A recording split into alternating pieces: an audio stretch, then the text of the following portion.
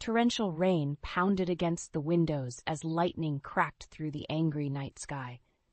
I had just settled onto the couch after another grueling shift at the ER when a timid knock echoed through the front hallway. Grumbling under my breath, I hauled myself up and shuffled to the door, ready to send away whatever unlucky solicitor had braved the storm. But when I swung it open, the sight before me robbed the air from my lungs. There stood a young boy, drenched to the bone, his clothes clinging to his shivering frame. In his arms he cradled a tiny toddler, her eyes wide with fear as she clung to her protector. "Can we stay here?" The boy's trembling voice barely rose above the howling wind. "It's not safe for us anymore." My heart shattered at the pain etched across his young features, pain no child should ever have to bear.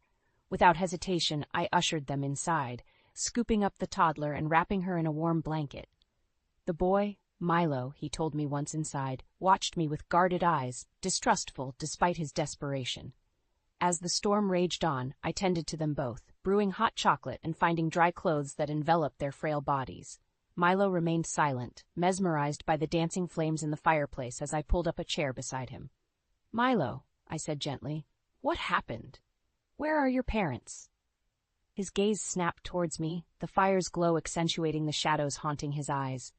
"Mom, she don't really pay us no mind these days. Her and her boyfriend, they forget about us for days sometimes." Rage swelled within me, mingling with the echoes of a past I thought I'd buried long ago. Images of my own brother, Calvin, flashed through my mind, a young man consumed by circumstance, disappearing down a path that still haunted me decades later. But Milo and the little girl needed me present, clear-eyed and strong. Forcing the ghosts aside, I reached for his hand, my voice unwavering. "That ends now. You're safe here, both of you. I won't let anyone hurt you again." His lip quivered, eyes brimming with unshed tears as his fragile defenses crumbled.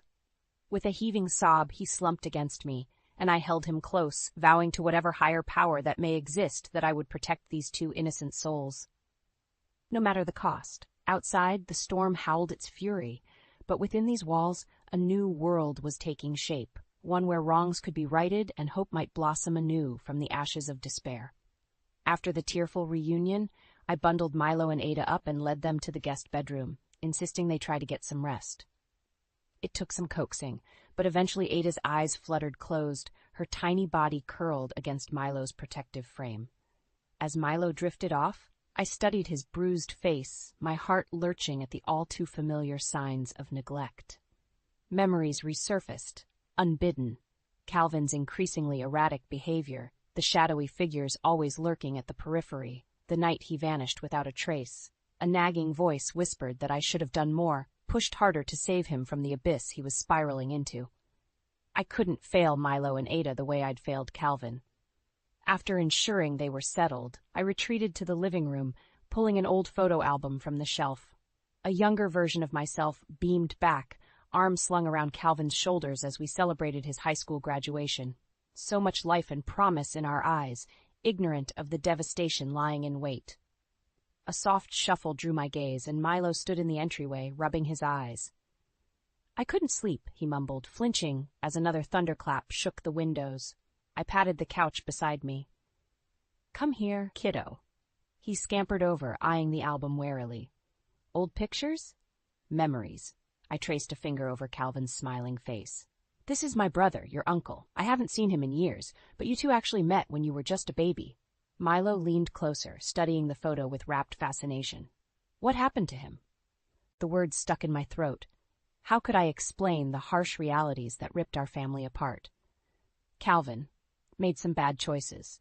Got mixed up with the wrong people." My voice hardened. No matter how much we loved him, he was too stubborn to accept our help. Silence hung heavy between us until Milo cleared his throat. "Like Mom and her boyfriend?" I pulled him close. "Tell me about them." The dam burst, and he spilled every sordid detail. The constant screaming matches, days without food or supervision, the boyfriend's explosive temper and cruel taunts. By the end, tears streamed down his flushed cheeks. "We don't got nobody else," he whispered, anguish etched in his eyes. "We're all alone." White-hot fury surged through my veins. How dare that woman put her own flesh and blood through such torment? The universe had granted me a second chance to right those wrongs and break the cycle. Gently, I tilted Milo's chin until he met my gaze. "You've got me now, sweetheart. No one will ever hurt you again, I promise. We're going to fix this." He searched my face, desperate for reassurance he could trust my words. I recognized the flicker of hardened resolve flickering in his eyes, the same defiance that eventually led Calvin down his ill-fated path. But this time, I would nurture that resilient spirit towards hope and healing, not destruction. As the first golden rays of dawn painted the horizon, breaking through the night's ominous gloom, a silent vow cemented in my heart. I would stop at nothing to save this family, even if it meant resurrecting the past and confronting the very demons that haunted me all these years. The morning light filtering through the curtains roused me from a restless slumber. I blinked away the lingering shadows of nightmares, Calvin's haunted eyes burning in my mind's eye. Beside me, Milo and Ada slept soundly, their chests rising and falling in peaceful rhythm. Careful not to disturb them, I slipped out of bed and padded to the kitchen, the familiar motions of brewing coffee providing a grounding ritual. As the rich aroma filled the air, I settled at the table, fingertips absently tracing the wood grain. So many years had passed, yet the wounds of Calvin's descent still cut as deep as the day he vanished. I thought I'd made peace with the past, resigned to the fact that I may never uncover the truth behind his involvement with those shady characters always lurking in the shadows. But seeing the fear and anguish etched onto Milo's young face ripped that scab wide open. The similarities were too striking to ignore. The same defiant light burning in his eyes, that stubborn refusal to be cowed by circumstance. If I didn't intervene now, he could so easily follow Calvin's path. I wouldn't allow that to happen. Not again. A tiny yawn drew my attention, and Ada shuffled into the kitchen, her wild auburn curls framing her cherubic face. The moment her eyes met mine, she beamed, dimples blossoming in her chubby cheeks. "Well, good morning to you, sunshine," I crooned, scooping her into my lap. She cuddled against me, all lingering traces of fear and uncertainty melting away in my embrace. My chest constricted with a sudden fierce protectiveness. How could any mother willingly subject her babies to the trauma and neglect they'd endured? A startling realization crept over me. Milo and Ada's torment likely stemmed from my own bloodline. I would bet every penny in my dwindling savings that their mother was none other than Lorena Barker, my estranged sister-in-law. Calvin's wife and partner in chaos until the bitter end. It all made sense now. The boyfriend's involvement, Milo's inherent grit and resilience. These were my kin, bound by blood to the family's sordid legacy. But I could rewrite that narrative, sever the ties that dragged generations into the abyss of ruin. "Aunt Clemmy?" Milo appeared in the doorway, Ada's stuffed rabbit dangling from his hand. I forced a smile, masking the turmoil churning within. "Hey, kiddo. Did you sleep okay?"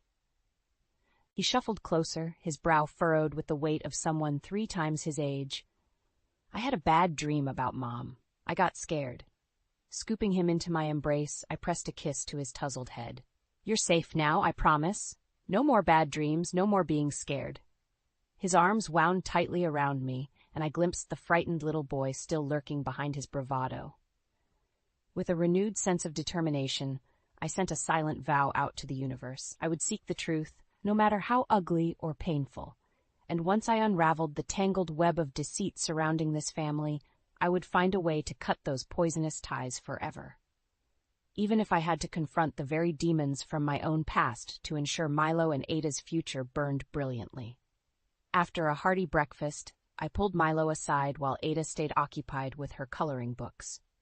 "Milo, I need you to tell me everything you can about where you live. The address, what the house looks like, anything that can help me find it." He eyed me warily. "You're not going to take us back there, are you?" "Of course not, sweetie." I squeezed his hand reassuringly. "But I need to see the situation for myself. I have to know if you and Ada were in real danger." Slowly, haltingly, he provided the details: the rundown rental on Hickory Lane, the ramshackle fence, the dented truck parked haphazardly in the weed-choked yard. With each new revelation, my jaw clenched tighter. Once I had committed every grisly detail to memory, I pulled Milo into a fierce hug. "Thank you for being so brave. Now you two stay here and keep each other company while I run an errand, okay?" Milo nodded, clearly relieved I wasn't abandoning them.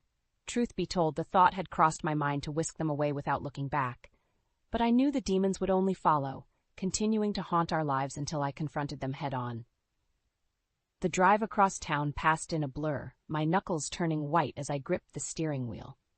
Partially I hoped to find the house vacant, sparing myself and the kids from reliving those horrors. But the closer I drew, the surer I became that we were dealing with Lorena's poisonous influence. Sure enough, as I turned onto Hickory Lane, that old battered truck sat squatting in the driveway like a watchful gargoyle. I killed the engine a few houses down, not wanting to announce my presence. Slipping from the car, I crept up the cracked sidewalk, scanning the property for any signs of life. A baby's faded handprints smeared the grimy window pane next to a crooked for rent sign dangling askew. Strangled weeds overran every flower bed, choking out any remaining beauty. This place reeked of hopelessness and despair. My heart lurched, imagining Milo and Ada trapped in this wasteland day after day, no escape from their mother's toxic neglect. Movement in an upstairs window snared my gaze, a flash of movement, too quick to discern. Straining my ears, I detected muffled voices, the telltale crash of something shattering against a wall. No more speculation or doubt. This hellhole was ground zero of their suffering, and I would bring the full force of heavenly wrath down upon those responsible for subjecting innocents to this nightmare. Spinning on my heel, I stormed back to my car, the first flickers of a plan igniting in my mind. These kids were my flesh and blood, more family than Lorena could ever claim to be. And if she refused to uphold her duties as a mother, well, I would gladly wrest away her rights by any means necessary. Years of torment and regret fueled an inferno of righteous fury in my soul. I wouldn't fail this time. Not like I failed Calvin. No, this was my second chance at redemption. And I would stop at nothing to save Milo and Ada, even if I had to tear this godforsaken family apart once and for all. The drive home passed in a haze of barely contained fury. Every pothole and stoplight only stoked the raging inferno burning in my gut. By the time I pulled into the driveway, I could barely see straight. Milo and Ada's faces lit up as I entered, until they registered the thunderous expression I wore. Instantly, Milo shrank back, his eyes widening with fear I might lash out. I forced myself to take a steadying breath. "Hey, kiddos," I managed in as even a tone as I could muster. "Can you give me and Aunt Clemmy a minute?" Milo nodded wordlessly, ushering Ada down the hallway with a reassuring hand on her back. Once they were out of earshot, I crumpled onto the sofa, head cradled in my trembling hands. How could this be happening? For so many years, I naively thought I'd walled off the past, sealed it into an impenetrable vault alongside the broken shards of our family. Yet there I sat, reeling from witnessing the depraved squalor inflicted upon my own grandniece and nephew. Milo's timid voice pierced the heavy silence. "Did you go to our house?" I raised my head, drinking in his expression, equal parts trepidation and desperation for the truth. In that moment, I resolved that no matter how harrowing the road ahead, I would walk it clear-eyed and unflinching. "Yes, sweetheart. I saw enough to know we can't let you go back there. Not ever again." Relief washed over his features, quickly dampened by a sudden tremor of fear. "But Mom and her boyfriend, they'll get mad, really mad." Instinctively, my arms encircled him in a protective embrace. "Let me worry about that, okay? You've been so incredibly brave, and you don't have to be scared anymore." As the weight of his small body melted against me, a fresh wave of resolve crested. I wouldn't just extract them from that toxic hellhole. I would dismantle it, brick by crumbling brick, until not a speck remained. No child, especially those bound to me by blood, would ever endure such trauma again. Not on my watch. A tiny whimper drew my gaze to Ada hovering in the hallway. Beckoning her over, I scooped her into the embrace, wrapping them both in the fierce, primal love only a mother could understand. In that moment, any doubt scattered like ashes on the wind. These two precious lives were grafted into my very soul now, their well-being intertwined with my own, and I would burn down heaven and earth itself to keep them safe. Throughout the long afternoon, I fielded sporadic phone calls and terse voicemails as Lorena undoubtedly tried to track down her missing offspring. Each ignored ring tightened the vice around my heart, steeling me for the vicious confrontation looming on the horizon. Finally, as dusk shrouded the neighborhood in brooding twilight, the doorbell's shrill peal sliced through the tense silence. I exchanged a grim look with Milo before squaring my shoulders and striding for the door. With a fortifying breath, I unlatched the locks and swung it wide. There on my front step stood Lorena, her face contorted into a sneer of drunken rage. A hulking, bearded figure loomed menacingly at her shoulder. "You got no right keeping my kids from me," she slurred, jamming a finger into my chest. Before I could respond, a tiny voice rang out from behind me. "She ain't your mom no more." I glanced back to see Milo glaring defiantly, shielding Ada behind his small frame. In that instant, a feral snarl ripped from my throat as every shred of pain, regret, and maternal ferocity coalesced into an unstoppable force.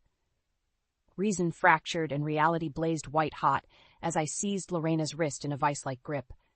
"You're right," I growled through clenched teeth. "They're not yours. Not anymore." Then, with a twist of my wrist, I yanked her across the threshold and slammed the door, shutting out the world. The reckoning had begun. With a drunken howl, Lorena crashed against the wall, her boyfriend's fists instantly pounding on the door. "Open up, you crazy bitch!" he roared, the wood rattling on its hinges.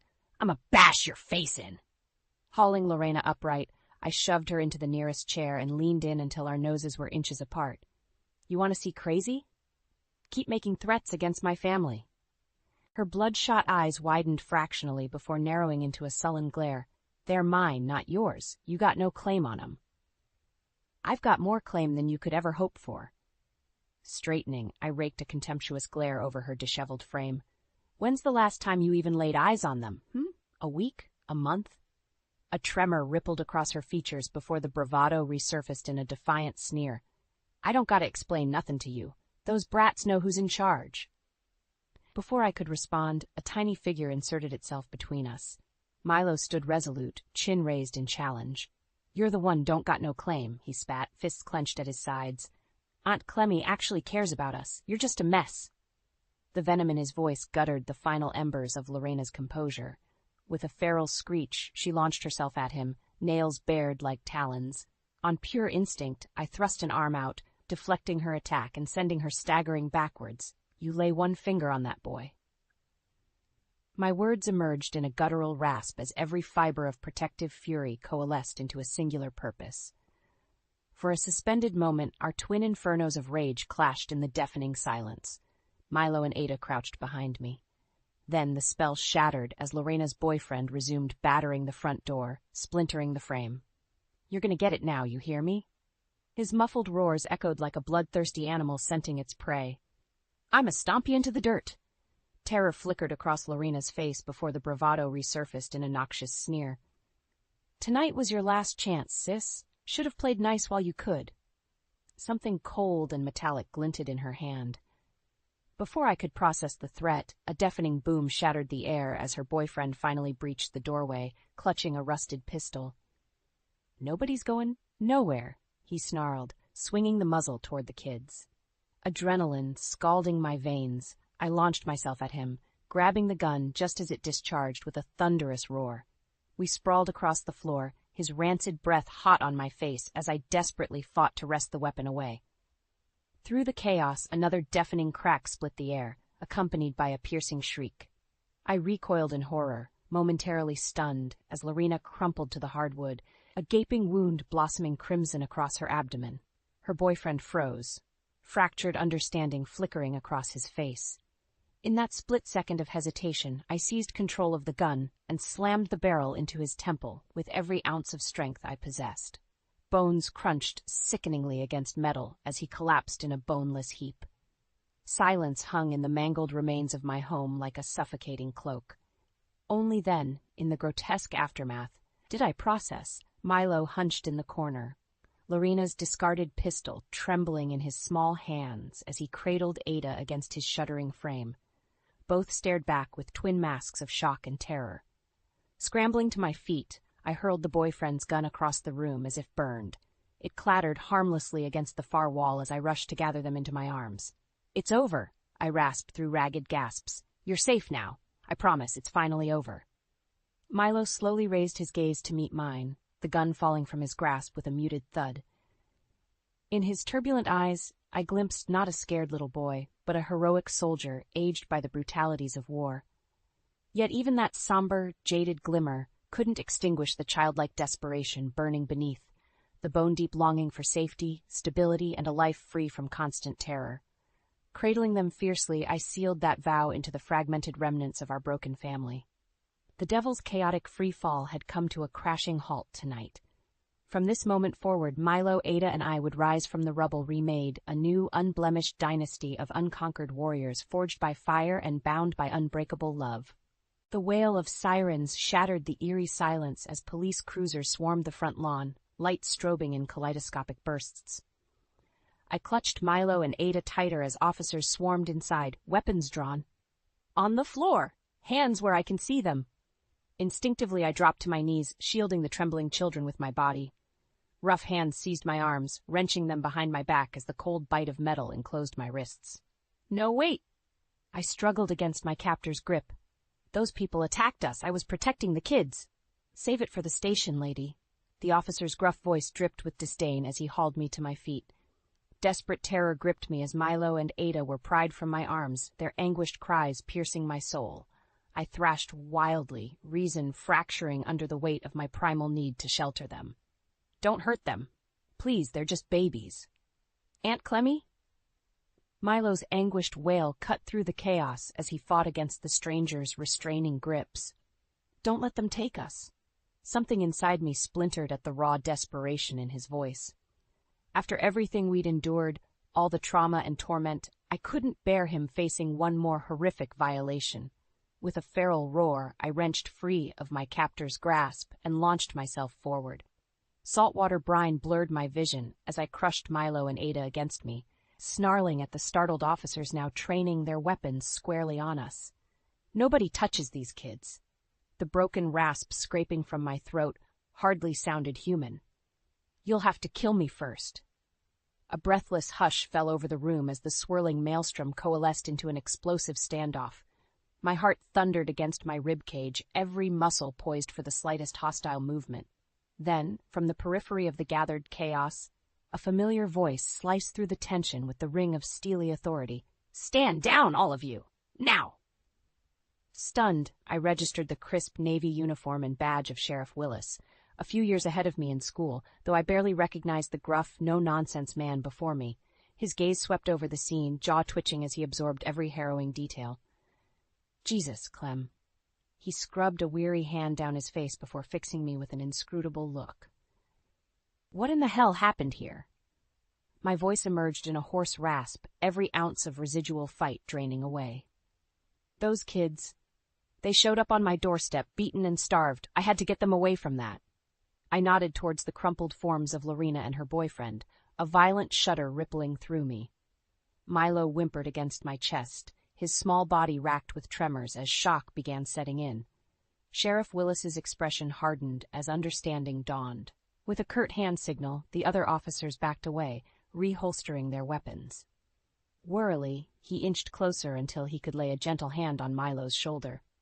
You kids have been through enough hell tonight, haven't you? His smile was kind, but strain flickered behind his eyes. Don't you worry. Nothing bad is going to happen while I'm around. I'm going to get you somewhere safe, you hear?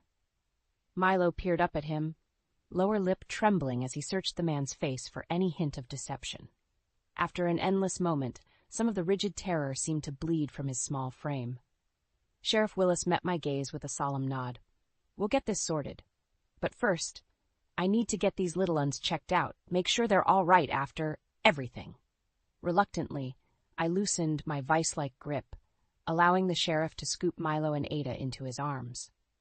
As they disappeared into the churning storm of flashing lights and raised voices, the spike of adrenaline that had sustained me abruptly receded. Wrung out and hollow, I sagged against the nearest wall, fingers wrapping around the dog tags I hadn't removed since my final Marine deployment. The raised lettering branding my name had been my sole talisman through hell and back again. Tonight they reminded me that I was still a warrior, battered but unbroken. My gaze drifted to the lifeless heap that was once my sister-in-law. Icy detachment insulated me from the revulsion churning in my gut, If a few more bullets had been needed to end her miserable existence and protect those children, so be it. Lines had been indelibly drawn, with no trace of the old life remaining beyond the splatters of Lorena's blood rapidly pooling on my floor. As the police bustled around me, documenting the scene and gathering statements, one certainty anchored me against the raging storm. This night stood as the threshold between an existence mired in generational trauma and a new world of stability, hope, and healing. And nothing, not the courts, not the law, or even the devil himself, would keep me from guiding Milo and Ada into that radiant future. Our journey had only just begun. The harsh fluorescent lights of the police station cast a sickly pallor over the drab interrogation room. I slumped in the rigid chair, cradling a styrofoam cup of lukewarm vending machine coffee as Sheriff Willis settled across from me with a weary sigh. Quite the hell of a night, Clem.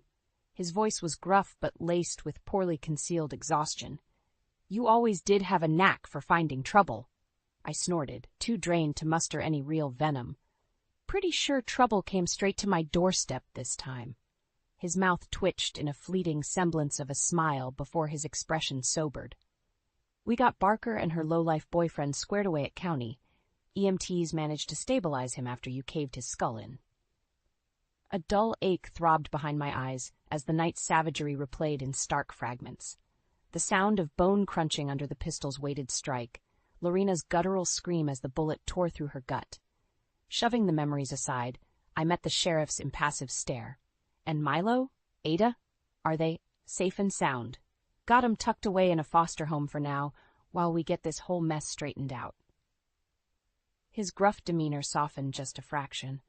Those poor kids have been through enough trauma for 10 lifetimes. We'll do everything by the book to make sure they get the clean slate they deserve. Relief washed over me in bracing waves, leaving a tremor in the aftermath. Every ounce of determination, every shard of protective instinct had brought us to this point. The cusp of shedding our pasts to forge ahead unburdened. Sheriff? I hesitated, smothering the embers of doubt before they could reignite. Those kids are my kin, Calvin's grandchildren. Their parents failed them in the worst way, but I aim to make that right. Willis studied me, his expression unreadable as he digested the implication. For a handful of heartbeats, the only sound was the muted hum of the precinct's activity filtering through the walls. Clem, you know what kind of legal hurdles you'd face? His eyes searched mine for any shred of uncertainty. Taking's 2 kids in permanently, especially after all. This? He waved a hand, encompassing the whole bloody ordeal. That's a massive heap to shoulder alone.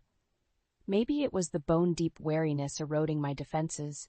Maybe it was the faint echo of Milo's anguished pleas ringing in my ears, that primal drive to shelter and nurture at any cost flaring once more. Whatever the catalyst, my next words emerged with absolute conviction. Then I'll leap every last hurdle standing between me and those kids. My fingers curled around the scorching ceramic until the heat nearly blistered my skin. They've got nobody else, Willis. No one who gives a damn besides me. His jaw clenched almost imperceptibly, a muscle twitching in his weathered cheek. I braced myself for the argument, the endless deluge of pragmatic reasons why dashing headlong into legal guardianship would be utter madness. Instead, Willis expelled a low rumble of a sigh, his shoulders sagging infinitesimally, as if an invisible burden had been lifted. Sometimes you just gotta make your stand in this life, he murmured, holding my gaze with surprising intensity. And if there's anyone scrappy enough to bulldoze past every obstacle for the sake of those kids, well, it's you, Clemmy. My throat constricted around a sudden tightness, but I forged ahead. I failed Calvin once before. I won't fail Milo and Ada. That's a promise. Willis offered a curt nod before rising from his chair with a soft groan. Then let's get the paperwork started. Sooner we make this official, the sooner those little uns can settle into their new forever home. As he crossed to the door, I found my voice again. Hey, Willis? He paused, hand hovering over the doorknob. Yeah? The words caught in my throat as a fragile smile tugged at the corners of my mouth. Thanks for everything.